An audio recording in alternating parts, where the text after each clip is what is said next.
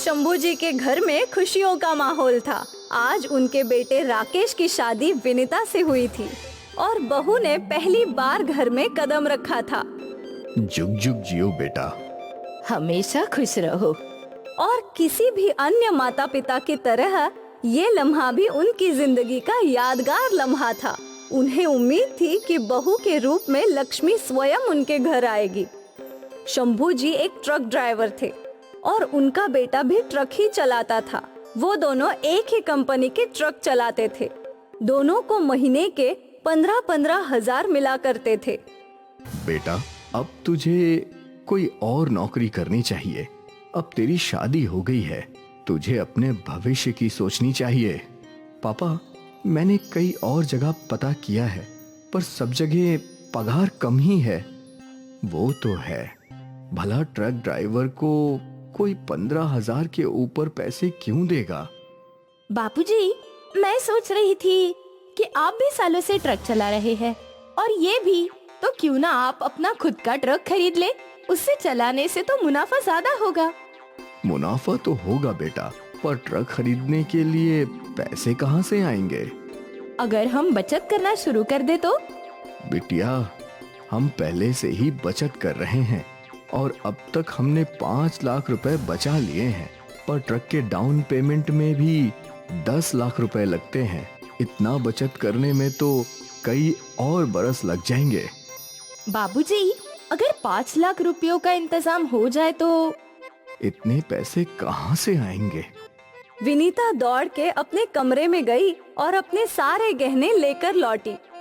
अरे बिटिया, ये तो तुम्हारे गहने हैं, तुम्हारे पिताजी ने तुम्हें दिए हैं। हम इनसे ट्रक नहीं खरीद सकते।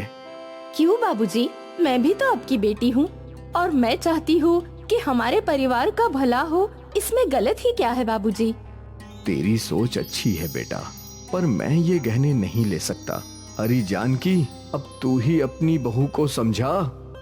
जानकी आगे आई और उसने अपने सारे गहने भी विनीता के हाथ में रख दिए। बहू सही कह रही है, ये गहने वैसे भी हमारे गलों में लटकते रहते हैं। अगर इन्हें गिरवी रखकर आप दोनों ट्रक खरीद सकते हो तो इसमें बुराई क्या है? पर माँ, बेटा, जब तुम्हें मुनाफा होने लगेगा तब तुम ये गहने छुड़वा लेना। इतना मत सोचिए, बहू सही कह रही है, ये गहने ही तो है। भला ये हमारे परिवार की उन्नति से ज्यादा है। अब शंभू को विनीता और जानकी की बात माननी ही पड़ी। उसने वो गहने ले लिए और उन्हें गिरवी रखकर शंभू और राकेश ने ट्रक का डाउन पेमेंट दे दिया। विनीता ने नए ट्रक की पूजा की। शंभू आज बहुत खुश थे। वो कितने सालों से ये सपना देख रहे थे कि उनका खुद का ट्रक होगा। आज वो सपना पूरा हुआ। शंभू जी ने अपना ट्रक उसी कंपनी में कॉन्ट्रैक्ट पर चढ़ा दिया। पहले उन्हें पगार 15,000 मिलती थी, पर अब ट्रक का भाड़ा उन्हें 1 लाख रुपए मिला। बेटा, ट्रक की EMI 45,000 है। हमारे घर का खर्चा 20,000। ये बचे हुए पैसे तुम सोनार को दे आओ। जी। हर महीने राकेश सोनार को 45,000 रुपए देने लगा। उनके घर पर सब कुछ ठीक चल रहा था। शंभू दिन में ट्रक चलाते तो राकेश रात में। ऐसा करके मिल बांटकर दोनों बाप बेटे काम कर रहे थे। ऐसा करते करते 11 महीने बीत गए। शंभू ने अपनी बीवी और बहू के गहने छुड़वा लिए। ये लो बिटिया, तुम्हारे गहने। अरे, ये तो इतने जल्दी वापस आ गए। और पता है विनीता, अगले महीने से हमारे पास हर महीने 55,000 की आमदनी होगी। ये तो बहुत अच्छा है। पर बाबूजी, मैं सोच रही हूँ हमारे पास जो एक्स्ट्रा पैसे हैं, क्यों ना हम उसे ट्रक का लोन देने में ही इस्तेमाल करें। इससे ट्रक का लोन भी जल्दी से जल्द पूरा हो जाएगा। बात तो तुम्हारी 16 आने सही है बेटा, तुम बहुत ही समझदार हो।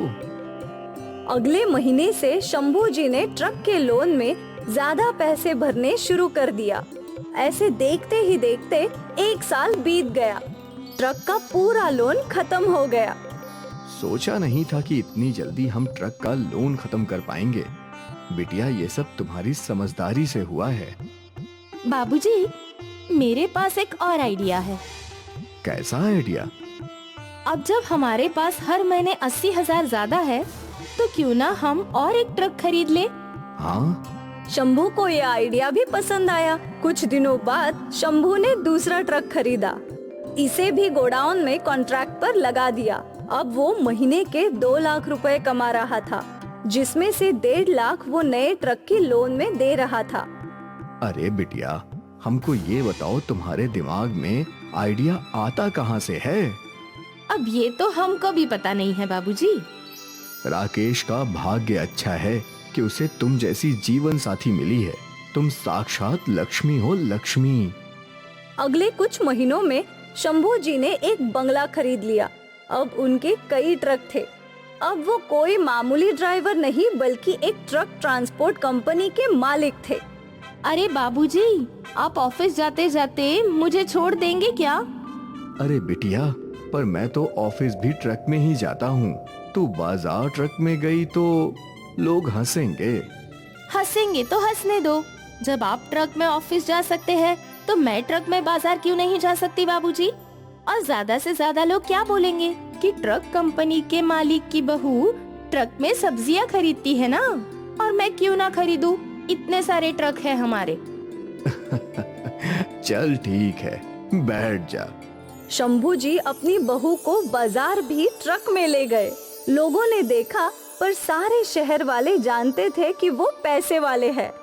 चल बिटिया, अब मैं चलता हूँ। जी बाबूजी। विनीता सब्जियां खरीदने लगी। अरे दीदी जी, मैंने गाड़ियों से लोगों की सब्जियां लेने आते देखा है। आज पहली बार किसी को ट्रक से आते हुए देखा है। अरे क्यों ना हो, दिख रहा है उस पे नाम, विनीता ट्रांसपोर्ट। वो विनीता मैं हूँ, और वो मेरे ससुर जी की कंपनी का ट्रक है, जो वो खुद चला रहे थे। ट्रक कंपनी के मालिक अपना ट्रक खुद चलाते हैं? हाँ, जब ट्रक उनका है तो वो क्यों ना चलाए। शंभू जी रोज अपने ऑफिस भी ट्रक में जाते थे, क्योंकि वो मानते थे कि ट्रक चलाना ही, उनके ट्रक ड्राइविंग की वजह से ही आज वो ट्रक ट्रांसपोर्ट कंपनी के मालिक बन पाए हैं। और किसी को भी अपने जिंदगी की जड़ों को भूलना नहीं चाहिए।